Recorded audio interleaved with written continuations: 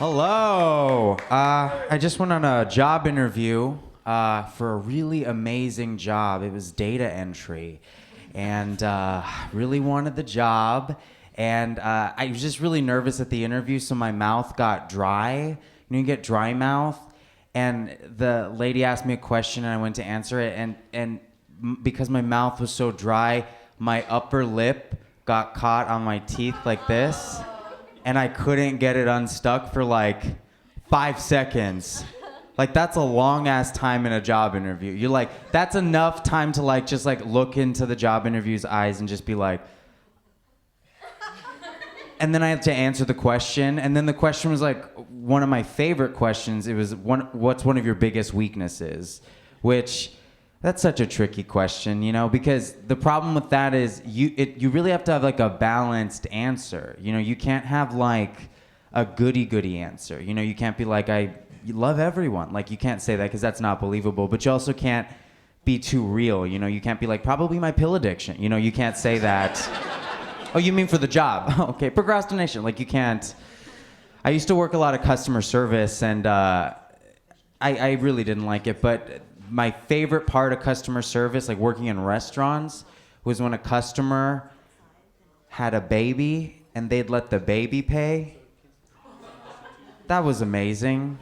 Because I'm just busy all night and I'm collecting checks, and then like all I see is just chunky baby hand handing me a Debbie.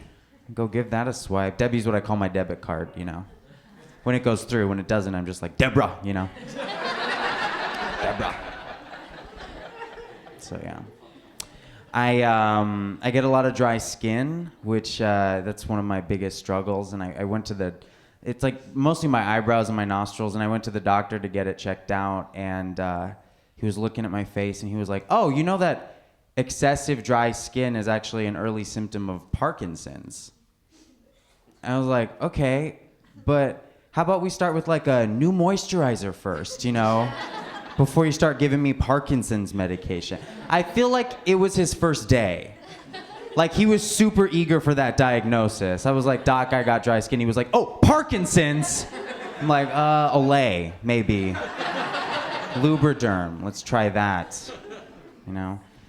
My car got repossessed, brutally and savagely repossessed, because I stopped paying for it 10 months in a row. And when they repossess your car, they send you a letter after they repossessed it telling you they repossessed your car.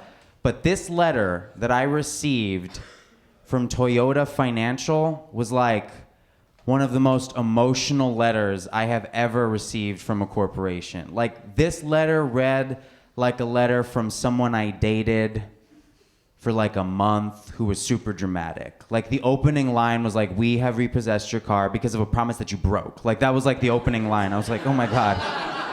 There was like a picture of me in the car with my face cut out. I was like, oh God. Jesus. So now I don't have a car, and I walk around LA. Like, no one walks in LA.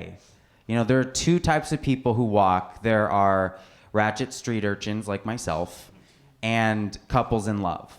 And I feel like the couples who are in love, they like to walk on sidewalks holding hands when the sidewalk is clearly not big enough for them to be doing that, okay?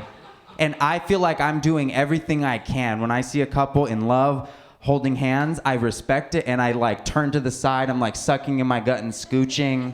And they're not doing anything to change. It's borderline aggressive, guys. Like, their general vibe is like, "Our love is strong, we hate you, die." Like, that's kind of like that's like their vibe, And so, like, I get if you're in love, I get it. I've been in love. But some couples have been together for a while, and it's not about love, it's about winning, They're holding hands, but they're not even close together. They're holding hands at full wingspan, just mowing down innocent people.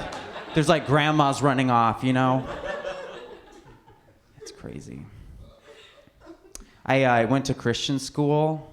I don't know if anyone here went to Christian school, but it was tough. But especially for me, because I was like a young, scared gay kid, But looking back, I feel like it actually helped me become the strong, confident, straight man that I am today. And It worked, you know.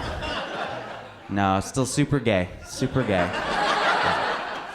Really gay. It's just like wear glamour turbans in the bath with a jewel and a feather like Jafar, you know. That's the type of gay I am. My sister doesn't like that I'm gay. She doesn't like it, and I remember when I came out to her, I was too scared because I already knew that she didn't like gay people, so I was too scared to do it in person. So I just texted her. I was just like, "Hey, I'm gay," and I just texted her to that, and she texted back, "K." Just the letter K. That's bone chilling. The letter K is never good. That is a bone chilling text. And then about a week later, I was moving, and she had lent me this armchair, and it was from Crate and Barrel. It was really nice. And I left the armchair out in the rain when I was moving, and it got ruined. And I had to text her, and I was like, "Hey, I ruined your armchair. I'm so sorry. I'll buy you a new one." And she was like, "You're gonna go to hell. It's just like you to be an inconsiderate gay and ruin my furniture. Jesus saves, you're gonna burn in hell." And I was like, I feel like this is more than just about the chair, you know?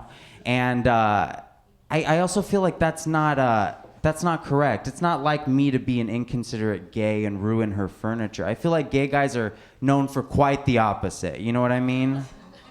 I feel like the appropriate response to that text should have been like, "Are you gay?" Like that should have been the appropriate response, you know? I feel. All right, you guys, thank you so much. Bye.